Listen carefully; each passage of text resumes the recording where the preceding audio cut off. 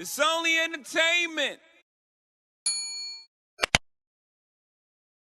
Welcome back to the Talking Hedge. I'm Josh Kincaid, capital markets analyst and host of your cannabis business podcast. With me today is Jack Roosevelt. He's with LucidaClub. What is LucidaClub? What is that?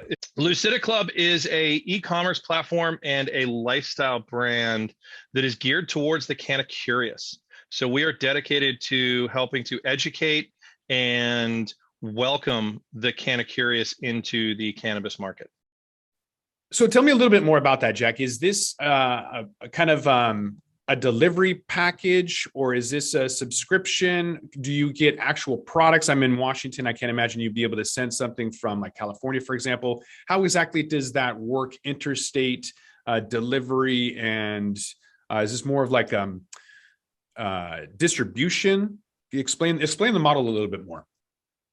Okay, so obviously, yes, you're right. There, interstate wise, we can't be sending anything with THC from Massachusetts to any other state in the country. On the CBD side, we can actually do that. We have 3 affiliate partners that we've signed up recently, and we're really proud of that. We are partnering with Element Apothic out of LA, and actually we are partnering with Kriva, which is right in your neck of the woods up in the Northeast. And so from that standpoint, yes, we can send CBD anywhere in the country.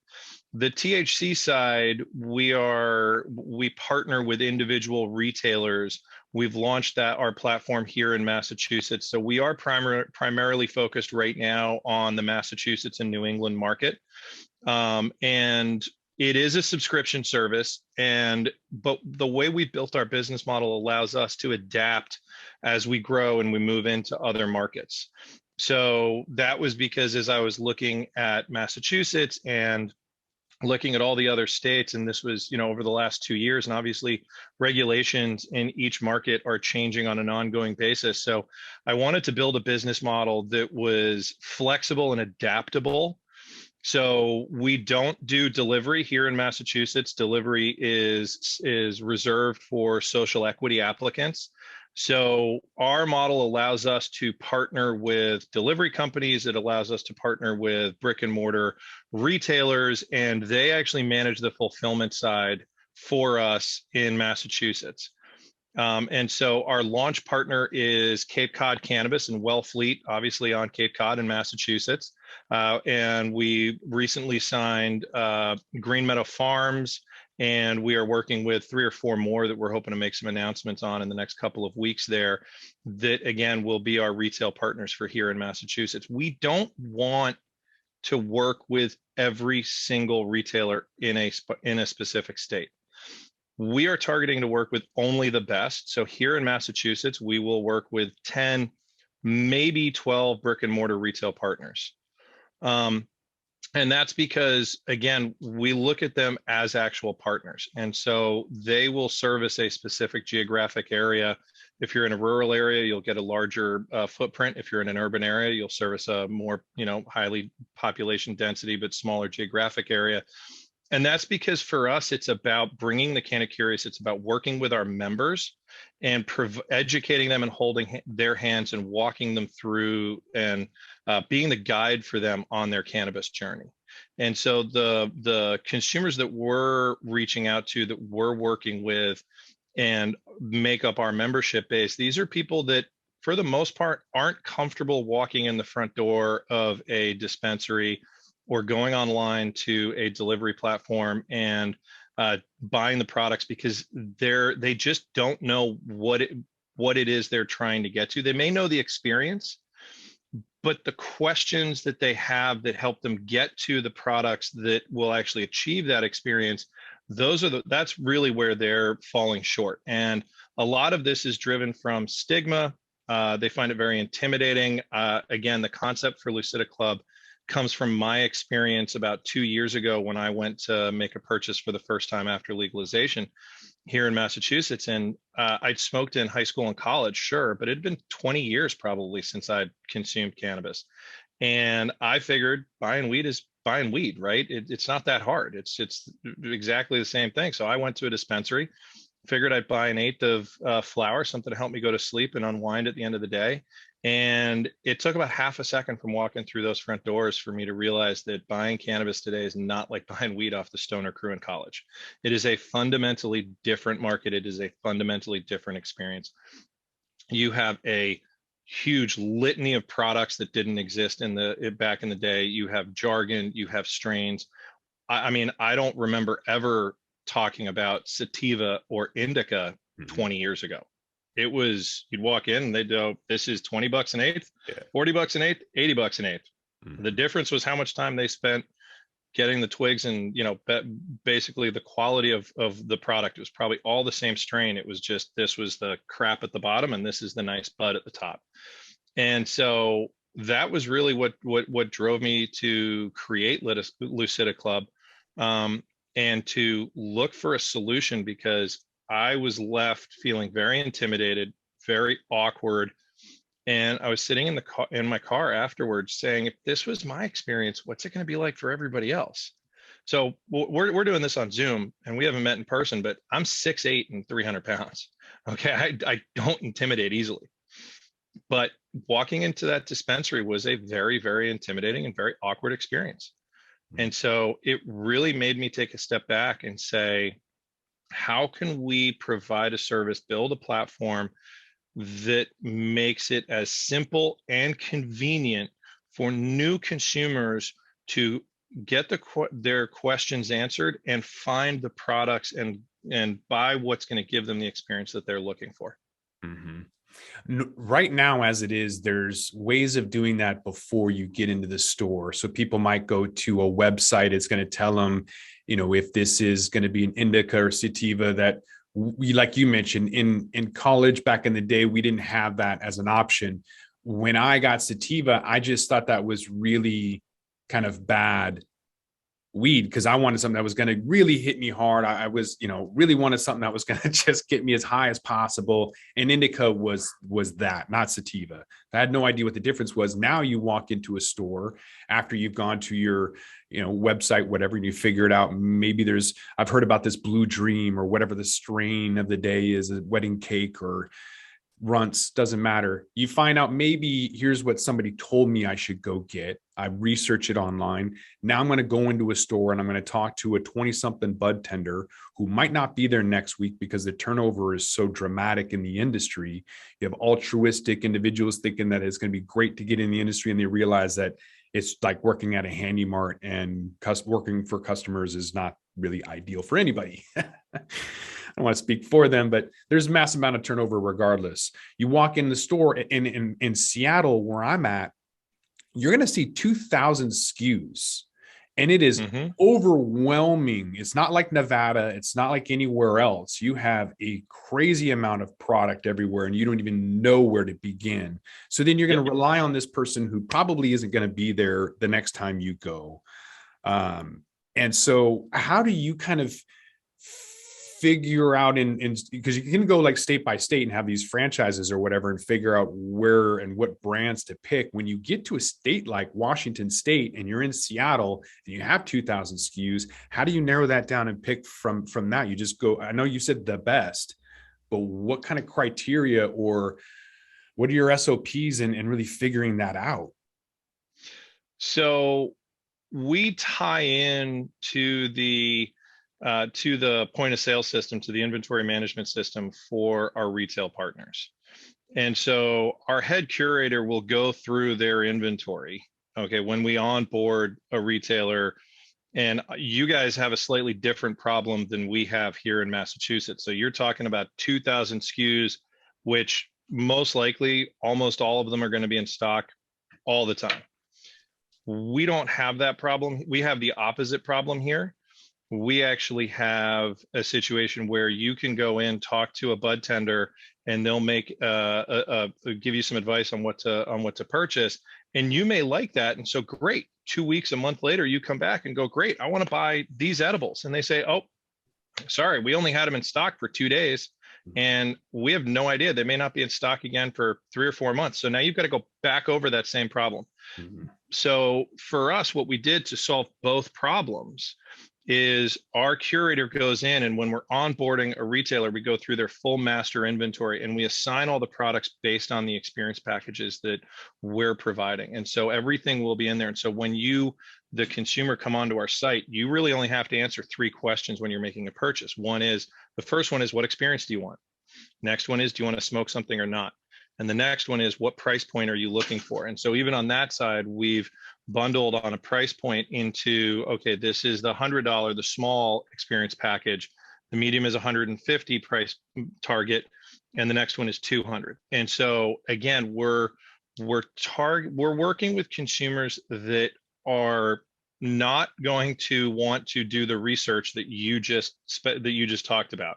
Mm-hmm. The idea of going online and spending hours and hours digging into sativa, indica, strains, what are terpenes, cannabinoids, all of this stuff, when the bulk of the mainstream market that have not been active consumers throughout their lives are sitting there saying, great, I just want something that's going to make me feel this way. Mm-hmm. If it will, then I can start to understand in detail what you're talking about and do that research. And I think about it in the same way I think about wine or beer.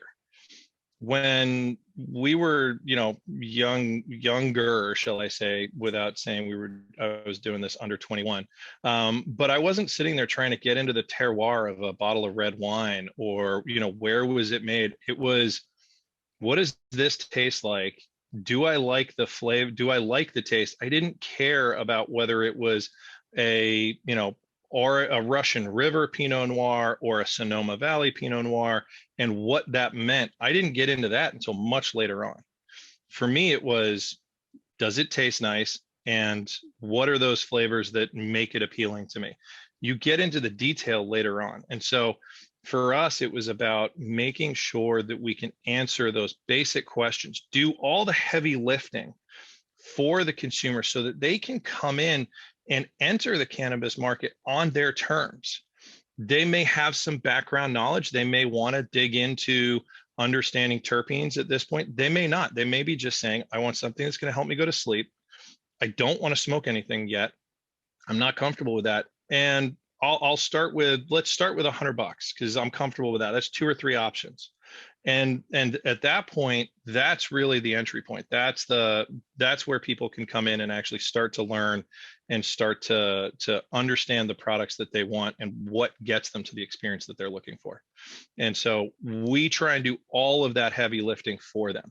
And so whether you're in Washington where you've got 2,000 SKUs, or whether you're here where they may have 2,000 SKUs, but only 300 of them are live at any one time, everything from that standpoint has already been assigned inside our platform. So when you make that purchase and you say sleep, non-smoking, $100, that moves into your cart. Our platform's already seeing live what the inventory is. We've put in order of preference on each item that's in there, and it goes straight, it populates into the cart for you based on those 3 questions. It is still a frustrating market, being in Washington State, even after 10 years of a regulated marketplace, when I want to go into a store and grab a product that I always grab and it's not available for weeks and then months.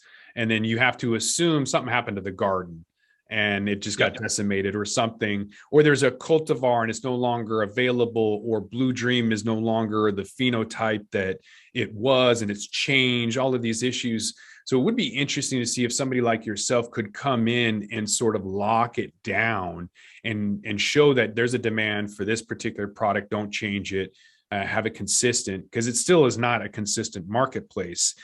I find it interesting that the Tupperware parties don't really exist. I mean, you would have to go in and physically consume with people in their houses. And that's, you don't really see a whole lot of that. There were some startups and didn't really work out, whatever.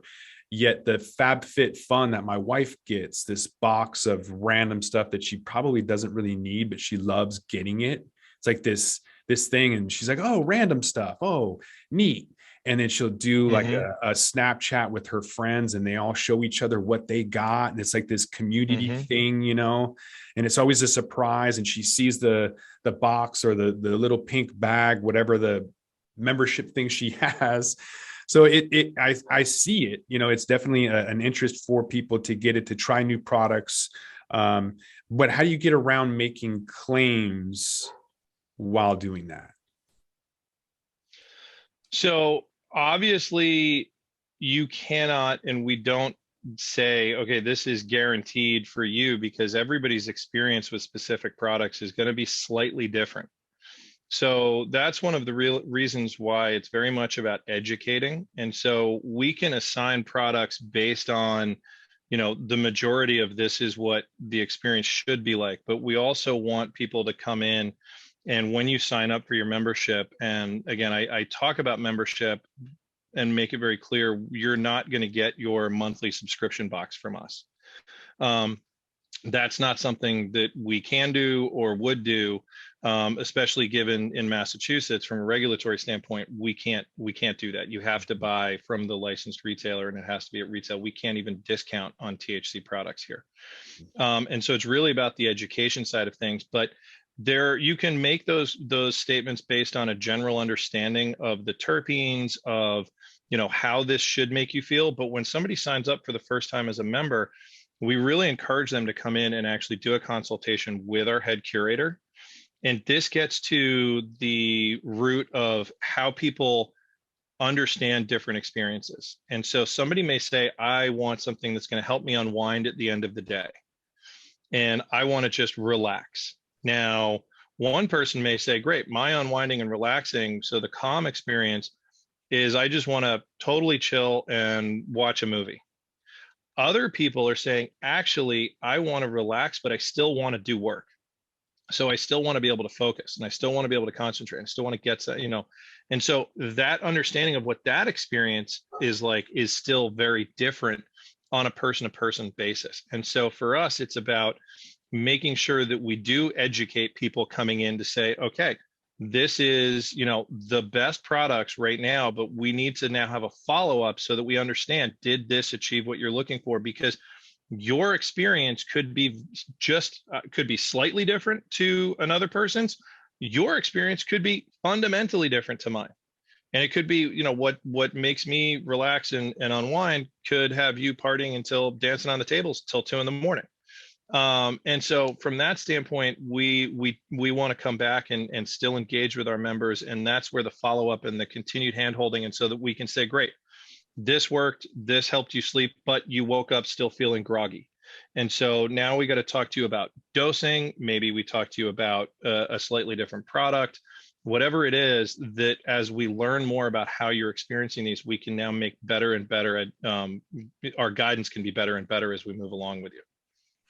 What is the future of Lucida? Is it going to be direct to consumer? If you can, or when you can, is that going to be something that you're looking at, or what is the future? Somebody asked me almost the same question, but slightly different, about where I see the cannabis market in the future, and especially the future for Lucida. And yes, I would love for us to be able to go direct to consumer. We already are going direct to consumer in how we market Lucida and what we're doing and engaging the consumer, because it's about meeting them where they are. They're not necessarily searching for the nearest dispensary to me. They're having conversations around sleep and trying to unwind, et cetera. And so for us, it's already going direct to consumer from the product standpoint. As soon as the regulations are there and we can do that, then yes, that'll be an option. But as we see already, it's such a fragmented market across the country, from one market to another. You look at Massachusetts versus Michigan, and look at how delivery has developed. And delivery is a really important side for us, because it does allow us to remove some of the hurdles for the consumers who don't want to walk into a dispensary. They just want it delivered straight to their home or to wherever they are. And that's different, and not every market is allowing that. And so one of the reasons we built our business model the way we did, so we don't make any money off of the sale of the cannabis, or anything with THC, I should say, and we don't touch the product. And the reason we did that is because it allows us the flexibility to now go into a new market and say, right, what are the, how can we adapt to this market? How can we best serve our consumer base here and adapt to that? So where I see us going depends entirely on which markets we move into. And, you know, delivery is an option, direct to consumer, the different benefits we can offer people from discounts. You know, we can't discount THC, but we can in other states. Mm-hmm.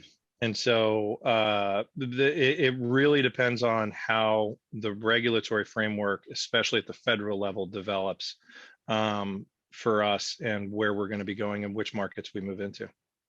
Yeah, they offer 10% discounts in Washington State if you order online, which is nice because then they have a separate line so that you can just go in and get it, get out. I think it would be even better if they had a locker system where you could go and grab it because it would be even faster.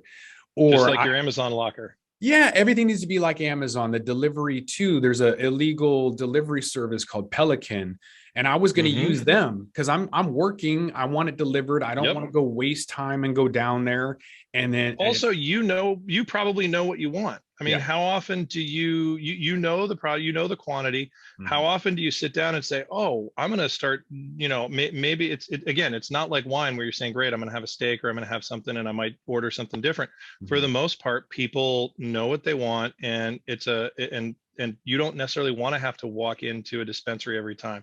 And so, yeah, we have the same line. If you order, you know, through a retailer, through Dutchie or through Jane, a retailer's website, you go straight up and you have a separate line if you do a pre-order here. And same with if you order through Lucida, it's a pre-order. And so you go straight in, you pick it up, and we simplify even that part for our members, where all you have to do is you walk in, show them your license, say, I'm here for my Lucida order, and you're good to go. And so again, that really makes a difference for which market we're in, for how we're going to develop and what we get to offer.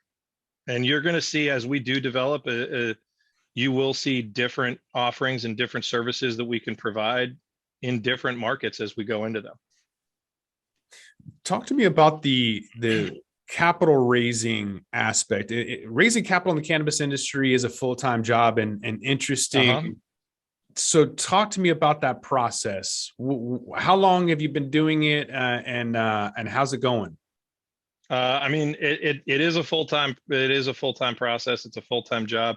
I don't think you can ever stop as a startup, especially. I don't think you can ever stop.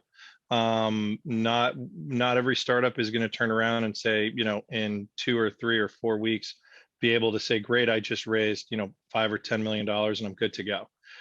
So we're a technology platform. We're an ancillary service, so we don't have to be licensed. And it's been interesting because sometimes when I talk to either angels or early stage venture funds, obviously a lot of them can't do anything in this space because of their bylaws, and a lot of them look at it and say, okay, from a federal standpoint, it's federally illegal. I don't want to do that. And then I've spoken to some true cannabis investors that are purely on the cannabis side, and they'll look at it and say, I only want to invest in brick and mortar, and you know, I'm not seeing enough traction there with the ancillary services.